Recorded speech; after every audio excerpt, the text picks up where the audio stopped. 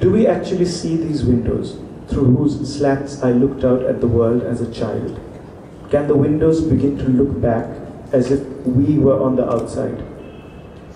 They inserted themselves in Calcutta's consciousness very subtly.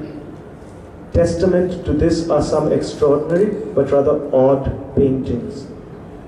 As Calcutta began to grow from clusters of neighborhoods into the monstrous, unprecedented metropolis it would become, with settlements around certain luminous landmarks, high court, hospitals, jailhouses, university, a new kind of city type began to emerge from every kind of social class alongside the advent of the Bhadralok, the genteel Bengali bourgeois, and his suddenly all-encompassing way of being.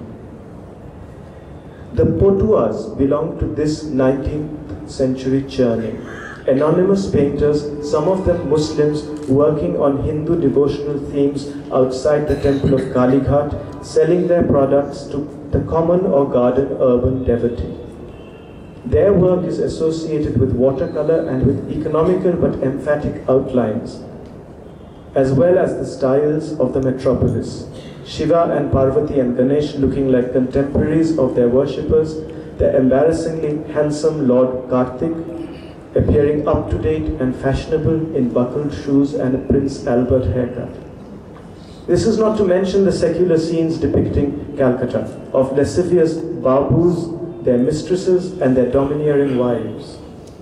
None of this exhibits the obliqueness or psychological realism of Bhadralok modernity, only the vivid footprint of a new, impatient, marching being, the common man.